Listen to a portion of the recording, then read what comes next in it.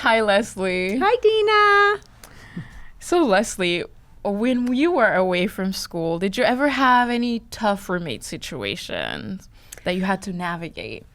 I can't imagine that we all haven't had that situation. Yes, I went away to a school that was very Southern, different personality really than what I was used to.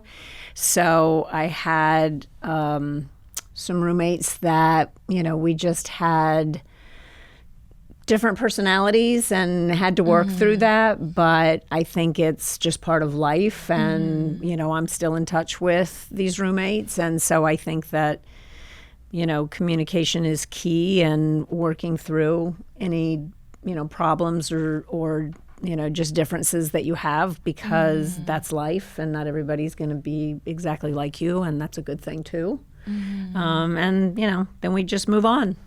For sure. And thank you for sharing that too, because a lot of times, it's your first time living with someone different. So yes, there will be conflicts and, like your RA or communicating with your roommate is also important in, navigating through those conflicts. So 100%. last time we got great advice from Aaliyah Vanderhorst as an orientation leader. Now we're shifting the conversation to Laila Amro, a resident assistant at Florida Atlantic University. She's here to give us firsthand advice on navigating dorm life, managing roommates, and making the shared space work, whether you know your roommate or not.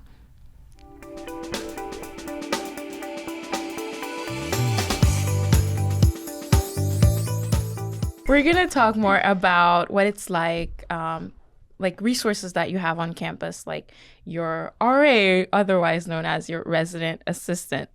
Thank you, Laila, for being here with us. Tell us, you are an RA at FAU. What is it like being an RA? I love this question. So I love being an RA. I feel like you really have to have a strong personality for it, just because you have to be able to adapt to different personalities. I have, I think 93 residents. Ooh. So that's 93 different personalities that I have to, make sure that I can talk to and, say the right things.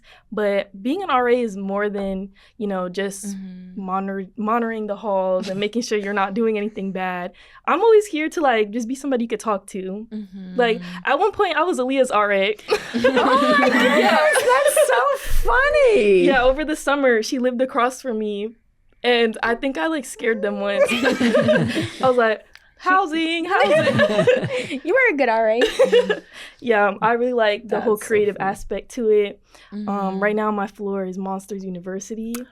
Yeah, so I have like a little touch from when we were kids, bringing that back, because I don't want nobody to forget that we Pixar. Everybody likes Pixar. Wait, do you set the theme? Yeah, I make the theme for my floor, and it stays that way for the year. Yeah. But I changed the boards to be different. So I had Sully, I had Mike Wazowski, I had Randy. Oh my gosh, that is so cute. Yeah. I loved her summer theme. Yeah. I had 3 themes. Inside Out. Tiana. I don't know. I did the whole Disney thing. I love it. Who's not going to come on the floor and go, wow, I love these movies. Exactly. Who's not? You just feel like, okay. Then you de-stress. Yeah, for sure. And it's great. I like that Laila mentioned that the RAs are not just there to make sure to enforce the rules. They're there to support you. I remember when I was coming incoming first year, I was scared about making friends or connecting with people. I know that the RAs are there to support you. Laila is someone that her students can go to and ask any questions about campus, things that are going on campus, or how to find their classes on the first day. So your RA is there as a resource for you. So I love that. And one thing that first years always experience or sometimes experiences, like it's their first time having a roommate and they have to navigate different personalities, right? How do like roommates build like good relationship, especially if you've never lived with someone before? Yeah. So at FAU, we have like this contract that every resident is supposed to do within their room. So if there's usually 4 people in each room. So everybody will fill out this form. Like when I was filling out my form, I like the AC to the lowest setting possible. Me too. And we could all agree on that. I'm so happy we all agreed on that. But, if you don't, you can agree to like a middle ground. Like, okay, let's be cold during the day, but when we're going to sleep, let's bring it back up to 72, So it's not like... Oh, you like it cold. Oh, yeah. Bring it back up to 72. The lowest setting was like 67. No comment. Yeah, I like it cold. But yeah, there's an agreement that everybody can fill out. It also says, like, are you more prone to staying up at night? That's a big thing as well, Some people might like to go to sleep early, study when they wake up, or like vice versa. So like having that middle ground to talk about when you want it quiet within the dorm itself or the apartment itself is very important as well. But within the contract, we always go back to it and, hey, this is what you said in the beginning. So we kind of have to go off that. But if we want to change it, we all have to come to an agreement to change it. For sure. And I'm glad that you say that too. You can set these agreements like before you get started. And I would say even if you're living with your friends, I would still recommend that you set those agreements because you've never lived with them before. It's different environment, different field. So definitely like set those standards before things get messy. Definitely. And speaking of messy, like how do you handle, like chores or, like within your room, who's going to clean up or, especially if you have a room where it's, 4 people in a bathroom, well, the bathroom's going to get gross. So how do you advise people about that? So I always recommend doing a chore chart, and it can be as simple as a plastic plate with like a little T on there and each roommate's name in the 4 boxes, and then just moving a magnet to change. This is Layla's week to do to clean the bathroom. And then keep going down. Layla's turn to take the trash out. So I feel like that's very important, and that should be a boundary that's set in August or whenever you end up moving in, just because it just sets an initial standard for everybody in the room. So I always recommend a chore chart, and it could be something as small as who's buying the dish soap. Just make sure you move the magnet. Right. So it's always consistent and there's no confusion. So it kind of like just brings everybody together just to go back and look at it. Less conflicts, more agreements. Well, communication seems to be the key there. Definitely. And that kind of leads into something else that, any of us who have gone away to school and lived in a dorm have experienced it. But how do you handle when, everybody does this contract and they're supposed to be saying, how they are, but then you move in and you want to be up watching TV until 2:30 in the morning and your roommate wants to go to bed at 9:30, or you want to have people in your room, I'm not going to say partying, but having fun, working on an orientation dance, and other people, there are things that you could write all this down in a contract, but in reality, when you're living it, it's very tense. And then something that might start out as very small, mushrooms. And then if you're dealing, with girls who then take sides and, then you have that whole hurtful thing that can happen because somebody's mad at you and it can spark very quickly. How do you handle situations like that? Yeah, definitely mediation is the safest and first route to go to. Definitely just sitting down and being the neutral viewpoint just to hear everybody's side. And then at the end of it, obviously come to an agreement is something that's honestly crucial for every every roommate. Even outside of college, living with roommates, if you decide to do that, it's always nice to have a neutral person. But for housing specifically, we always go back to the contract. So if you put on there that you like staying up till 4 a.m. and now actually you go to sleep at 8 p.m., that kind of contradicts yourself on what you put before, which was the standard for the whole room. Right. So we would go back to that and say, hey, you kind of had that before, but things change. Everybody changes. If you have class at 8 a.m., I'm not going to sleep at 4 a.m. unless I have to study, of course. Right. But yeah, so you could just go back to that. And then, instead of 4, we could change it to 12 so it's in the middle, just because you have to be considerate to your roommates. Right. You can't want it completely quiet when their section said they go to sleep at 5. So, you really have to just be considerate to everybody in the room. And that's really important, just to not worry about how you feel, but the next person living next to you, the other 3 people sharing the shower. You don't want to stay in the shower for 2 hours and your roommate has to go to class, you know? So it's just a whole bunch of middle grounds and mediation, and it really just resolves most issues. I think that you bring up good points. I also think this is a really important part of growing up, is learning how to be considerate and live with people. You're going to be doing that in your life, and, being a good, considerate roommate is sometimes a skill that you need to learn.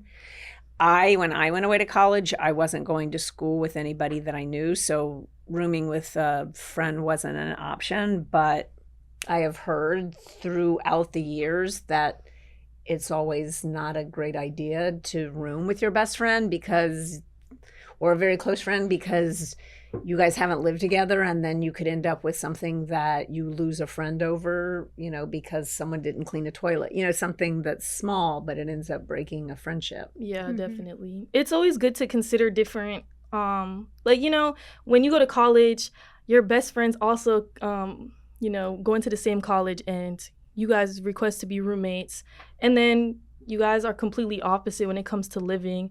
That's normal. I wouldn't say that that's something that isn't uncommon. I feel like it's very common.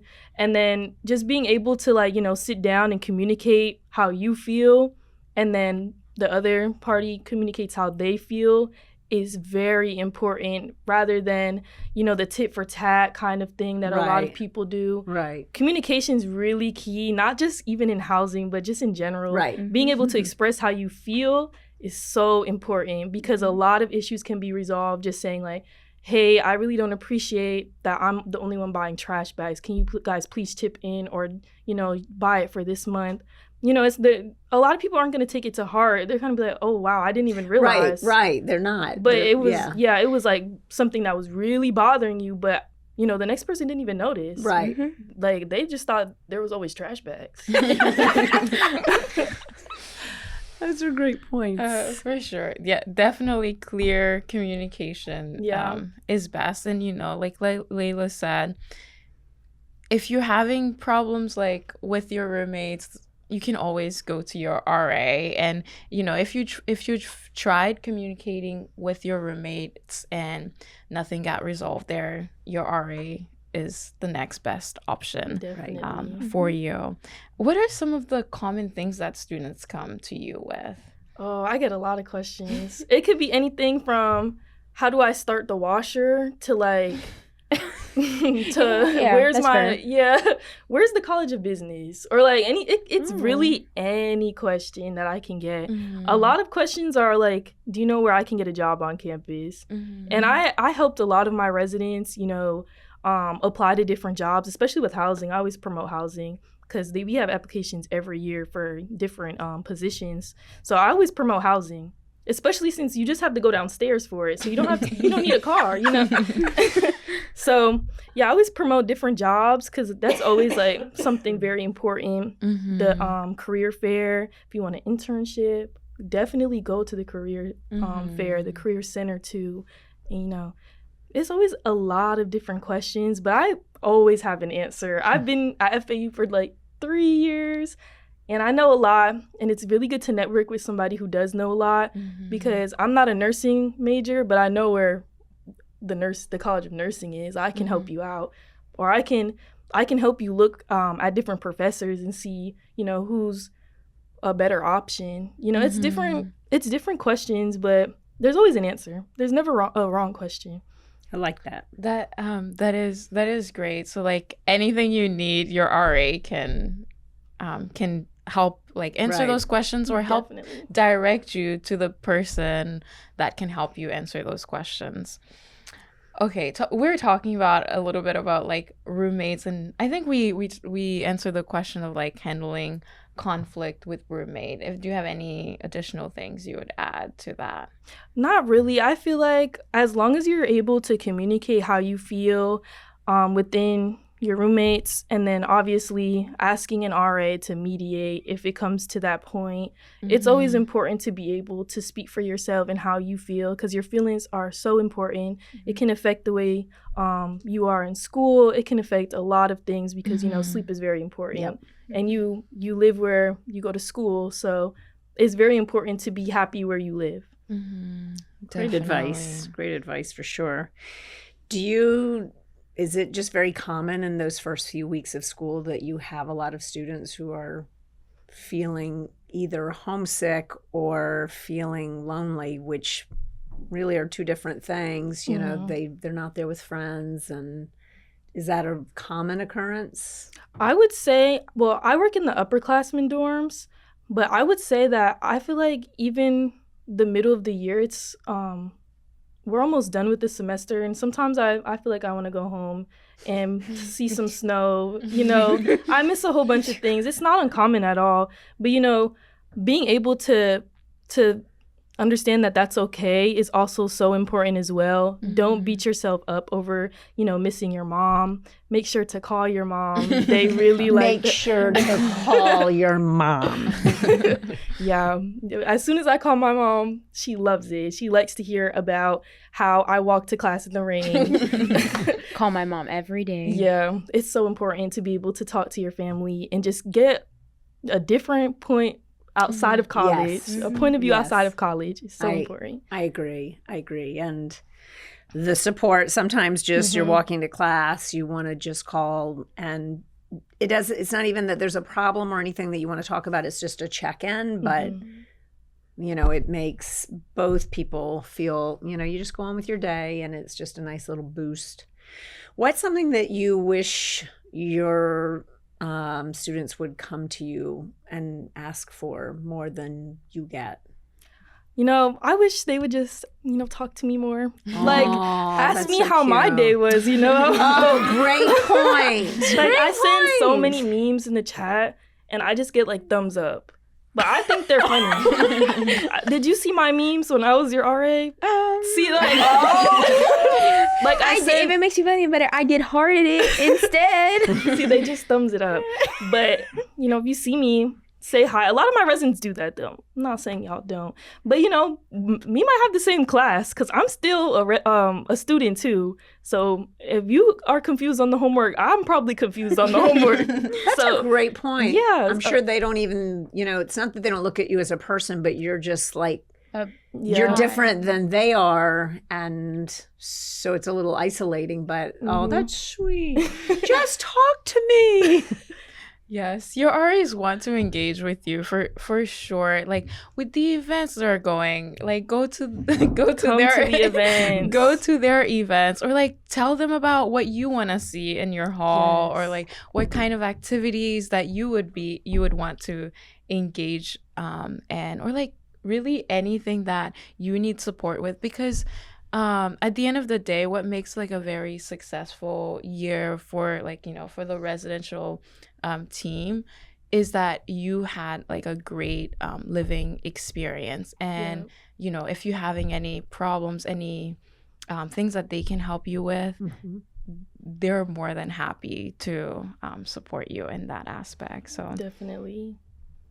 So definitely go to your RA, and as someone who's going to school, a lot of incoming first years are thinking about what do they bring to campus? Do they bring everything that they own to campus? What will help them feel at home? What are some essential things that people don't usually think to bring to school that is often like necessary? Yeah, my freshman year, I didn't bring a laundry basket. So I didn't have a laundry basket for a little bit. With the wheels. With wheels, definitely with wheels. Just because, some buildings at the school you might go to, the laundry room might be on the first floor and you're on 6. So you don't want to hold it all the way down 6 flights of stairs or the elevator.